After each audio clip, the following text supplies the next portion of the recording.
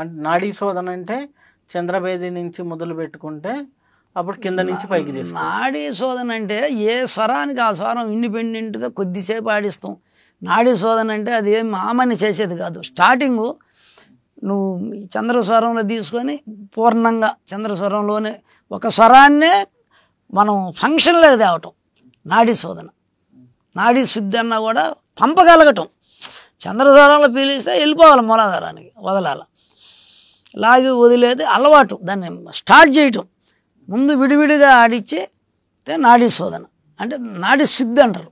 ఫంక్షన్లో తేవటం నాళ్ళు. మళ్ళీ అనులోమ వినులోమ అంటే 2 నాళ్ళు ఫంక్షన్లో తేవటం.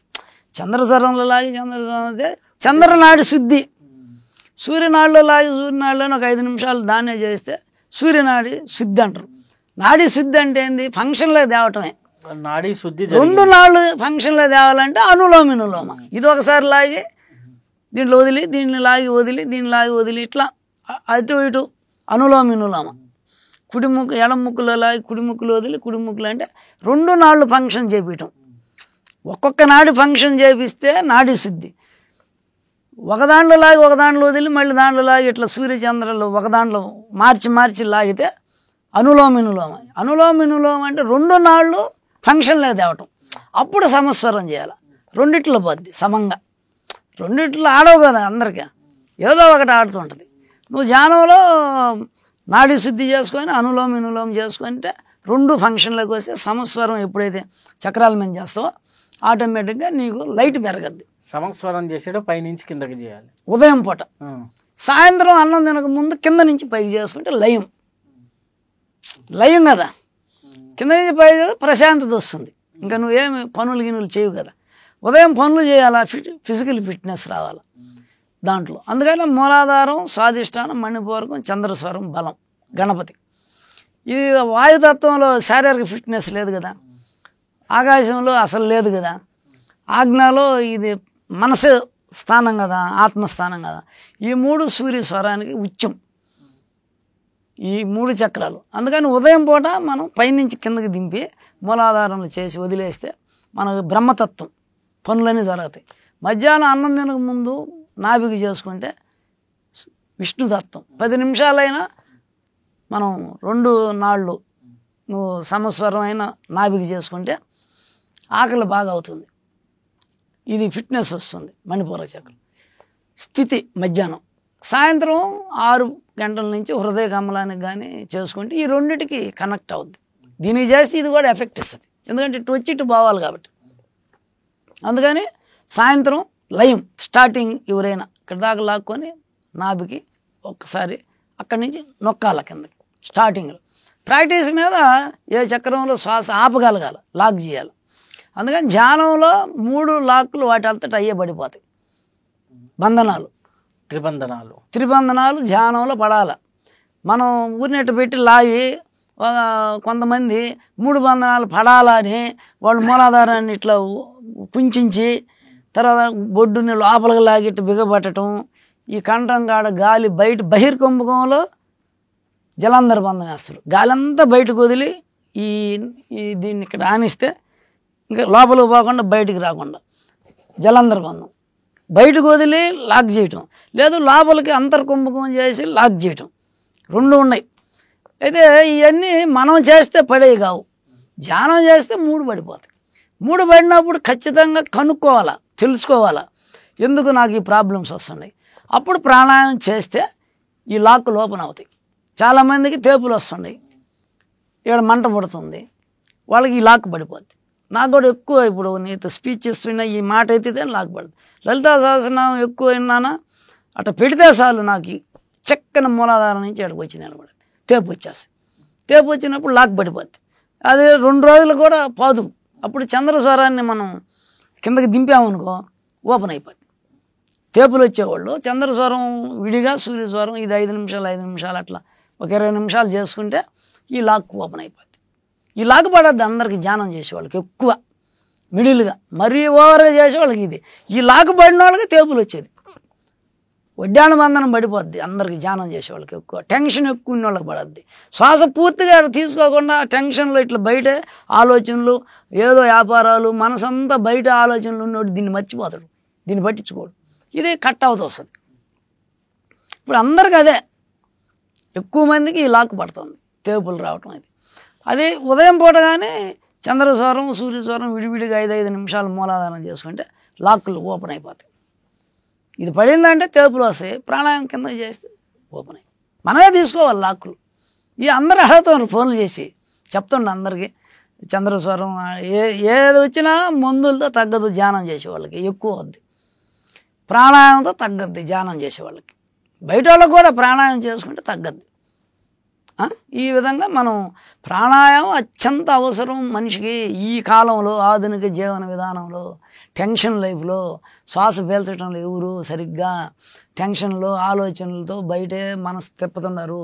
అందువల్ల బ్రహ్మతత్వంలో ఉన్నారు అందరూ. ఇది సరిగ్గా దిగక ప్రాబ్లమ్స్ వస్తున్నాయి. ప్రాణాయామం 1 గంట ఉదయం నువ్వు వాకింగ్ చేసినా ఇబ్బందిలే. ఇప్పుడు కొంతమందికి శ్వాస లయం అవుద్ది, అప్పుడు వాళ్ళు వాకింగ్ చేస్తారు, 2 ఆడతాయి. 2 ఆడినప్పుడు అగ్ని ప్రొడ్యూస్ అవుద్ది మూలగా, అప్పుడు వాళ్ళకి వడ్డాణ బంధనం పడుతుంది. వాకింగ్లో ధ్యానం చేసేవాళ్ళు కొంతమందికి అప్పుడు తేపులు వస్తున్నాయి. వాకింగ్ చేస్తే తేపులు వస్తున్నాయి అంటే వడ్డాణ బంధనం పడుతుంది. ప్రాణాయామం విడివిడిగా చేసినట్టు కూర్చొని 1 వారం ఇంకా సమస్య రాదు, తేపులు రావు. అంతా నీకు సూర్యచంద్ర స్వరంతో నీ శరీరం నడిచేది, దాంతోనే అంత జగత్తు నడుస్తుంది. ఆ సూర్యచంద్రులు ఎంత అవసరమో ఈ ప్రకృతికి పంచభూతాలలో ఈ సూర్యచంద్రులు స్వరాలు ఈ ప్రకృతికి కండానికి కింద అంత అవసరం. వీళ్ళని వదిలిపోయి లేకుండా చేస్తే బయట సూర్యచంద్రులు లేకపోతే ఈ భూమండలం ఎట్లా ఉంటుంది, అంధకారం. ఈ సూర్యచంద్ర స్వరాలు కంటానికి కిందకు తీయకుండా నువ్వు ధ్యానంలో ఏడన్నా ఆపితే ఎట్టవద్ది. ఎప్పుడంటే ధ్యానం చేసే వ్యక్తి గుహలోకి పోయి కూర్చోవాలి. కూర్చుంటే శ్వాస లయం అయిపోద్ది, ఇక్కడ ఆడద్ది. అప్పుడు అమ్మవారికి చంద్రస్వరం వల్ల అక్కడ కళలు అందాలి, అమ్మనికి జీవ కళలు, ఈ అమృతం అందద్దు దానికి. ఈ చరం ఆడుతుంటే పాడ్యం నుంచి పౌర్ణం వరకు ఆ కళలో ఆస్వాదిస్తూ మత్తుగా పండుకొని ఉంటుంది మూలాధారంలో. అప్పుడు నువ్వు సమస్వరం చేసి అగ్ని పెంచితే ఆ సెగకి తట్టుకోలేక కుండలను లేచి పైకి పరిగిస్తుంది. అదొక మార్గం.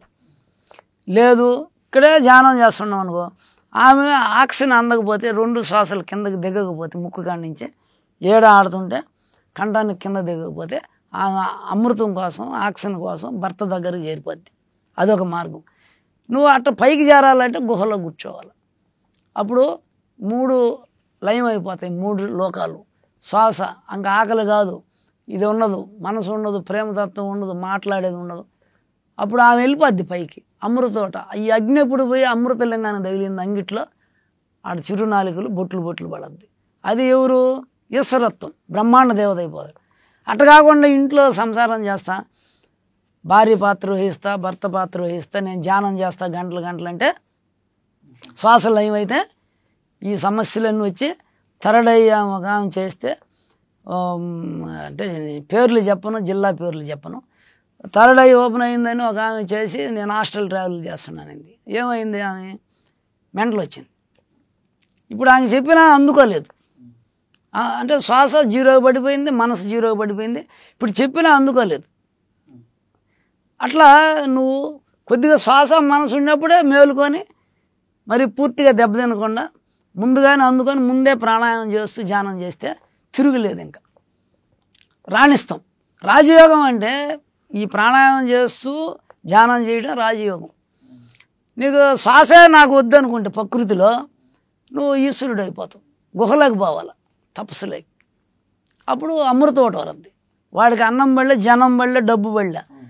నువ్వు ఇక్కడ ధ్యానం చేసేవాడికి కైలాసంలో బ్యాంకులు, ఫ్లాట్ వ్యాపారాలు ఇవన్నీ ఉన్నాయా? డబ్బు ఉన్నాయా? వడ్డీ వ్యాపారాలు ఉంటాయా?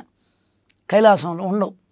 నువ్వు ధ్యానం చేసేది ఏడు మనసు పెట్టి, నాకు వ్యాపారం క్లోజ్ అయిపోయింది, నేను ధ్యానం స్వామి కరెక్ట్గా చేస్తున్నాను స్వామి, 2 ఏళ్ళ నుంచి భలే చేస్తున్నాను స్వామి, కానీ ఆర్థికంగా డల్ అయిపోయినాను, నా వ్యాపారం క్లోజ్ అయిపోయింది, నాకు ధ్యానం రావడం లేదు, ఈ చెప్తావు. నువ్వు ఉండేదేమో పంచిపోతాలకు అవతల ధ్యానం అంటే. నీకు వ్యాపారం ఎట్లా జరగద్ది? భూమి మీద ఉంటే కదా నువ్వు.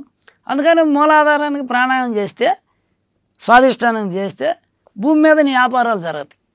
1 గంట ప్రాణాయామం చేసుకొని ఉదయం బాగా కరెక్ట్గా ప్రాణాయామం చేసుకుంటే ఆ రోజంతా బాగా బ్రహ్మాండంగా జరుగుతుంది. ప్రాణాయామం పంచభూతాలని సస్యశ్యామలం చేయి. రాజరాజేశ్వరి దేవికి 5 కోళ్ళు ఆసనం ఉంటుంది. బ్రహ్మ, విష్ణు, ఈశ్వరుడు, సదాశివుడు 5 కోళ్ళు. ఈ చక్రం ఇక్కడికి 5 చక్రాలు, 5 కోళ్ళు, 5 మంది దేవతలు. ఇది వచ్చి మహేశ్వరుడు పొరుపు. దాని మీద ఎవరు ఉన్నారు?